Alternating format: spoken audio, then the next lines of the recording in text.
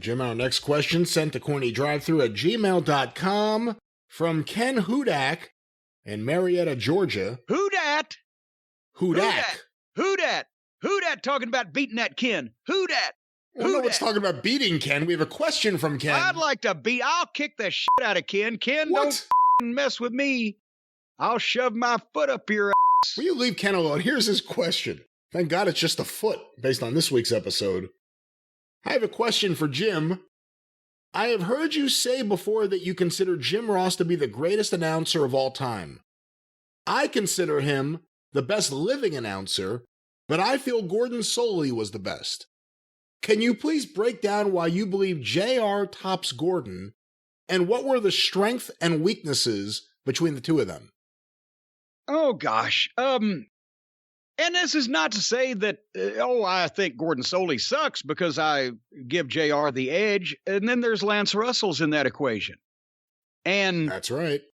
And honestly, just for terms of longevity and effectiveness and positive feedback from all the fans, Bob Caudle's involved. And then you can go to your childhood wrestling announcer, Dick Lane in Los Angeles, or, Ray Morgan and the WWF, or whoever your announcer was, all the guys that Vern had. Gordon Solie was very good. He was very sports-like and credible and called it like a legitimate sport. The reason that I give JR the edge is because of the passion and emotion he had. Gordon Solie was a professor with a very professorial tone, and it was natural for him, and it seemed natural that he didn't get excited, and every once in a while just the, oh, you don't say type of thing was, wow, well, he's gone crazy.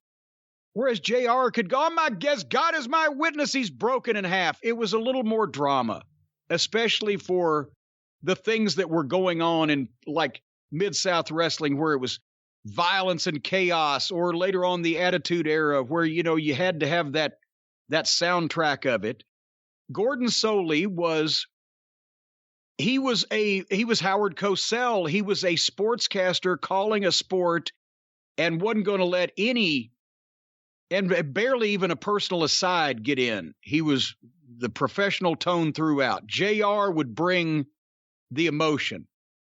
Lance Russell was completely different than both.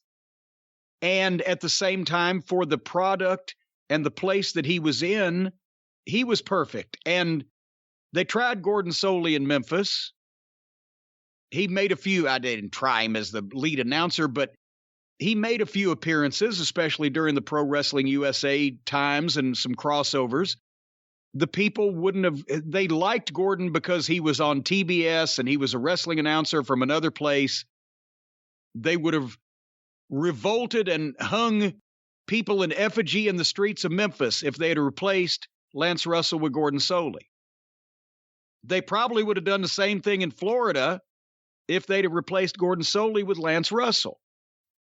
And neither guy would have gotten over on Mid-South Wrestling because Bill Watts would have probably fucking had an issue with both of them, because Lance was too folksy and Solie was too detached. He wanted grit and emotion in his commentary, like everything else. So, and when you hear Jim Ross, that's what you're hearing, because that's who trained them. Yeah.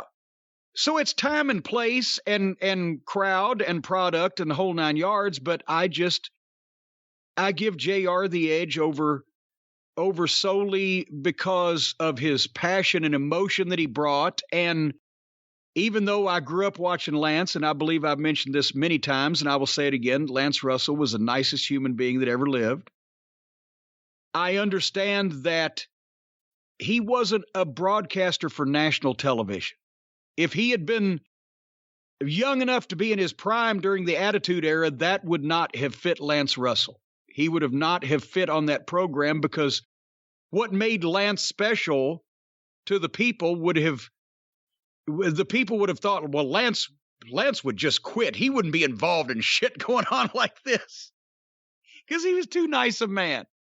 So each one of them, all of them that I've mentioned and more of the announcers, worked in their environment with the product that they were presenting and the people that employed them and the way they were trained. But for a national pro wrestling audience, I think JR was the best of all the worlds when he was in that zone.